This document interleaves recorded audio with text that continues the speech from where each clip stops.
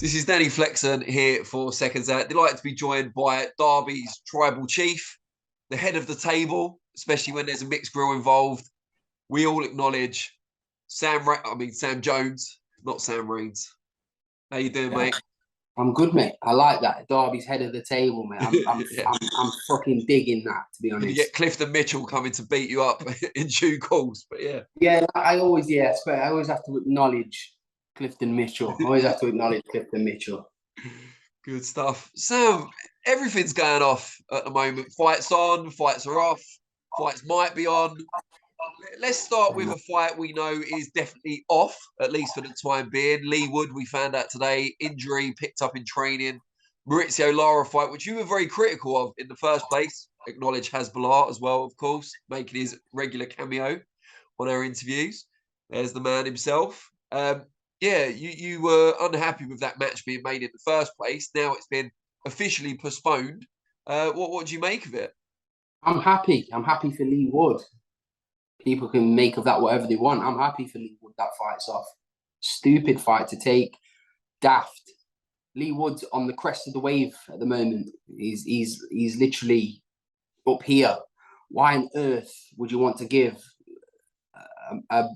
Listen, people say, "Oh, he's brave." Yeah, I acknowledge that. Leigh Wood's got big balls. He's a tough bastard. Leigh Wood is, and deserves all the respect in the world, especially after his performance against Mick Connon, because he was on the back foot in that fight and ended up taking Mick out in the final round. He has my respect, even for a Forest fan. I respect you, Leigh.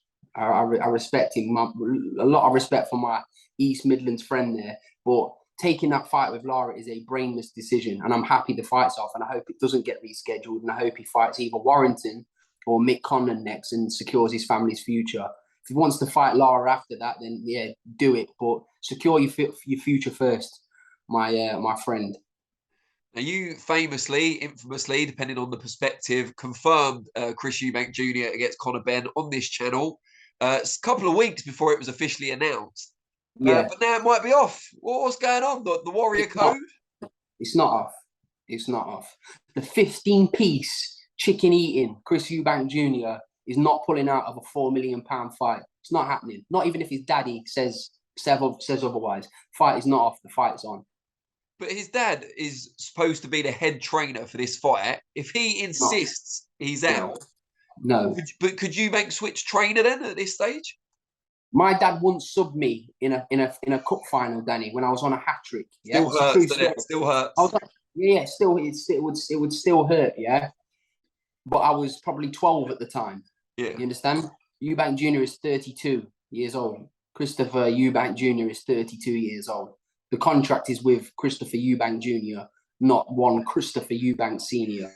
The fight's on. Christopher Livingston Eubank Sr. Christopher Livingston Eubank Sr. Yes, exactly. So the fight is on, mate. I have no doubts that fight's on.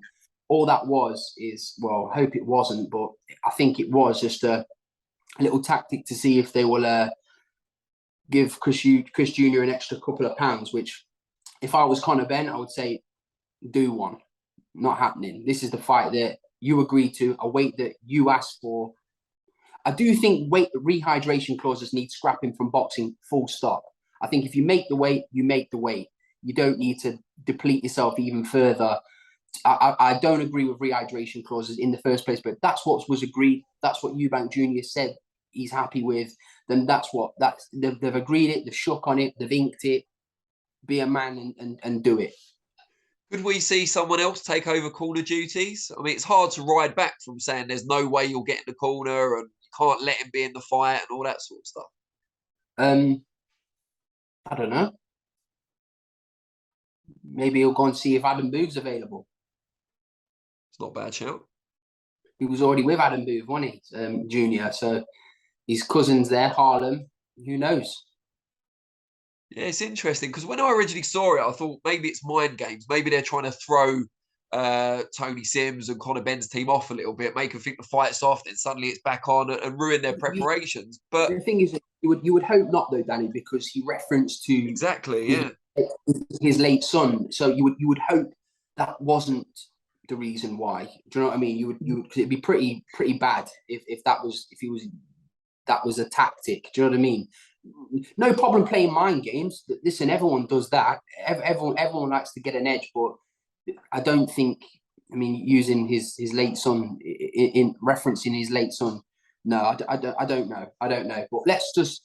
The fight's going to be on, Danny. No one's scuppering a £4 million bag. Only Tommy Fury. Little gut puncher for Tommy there. But moving on from that before he gets on the phone.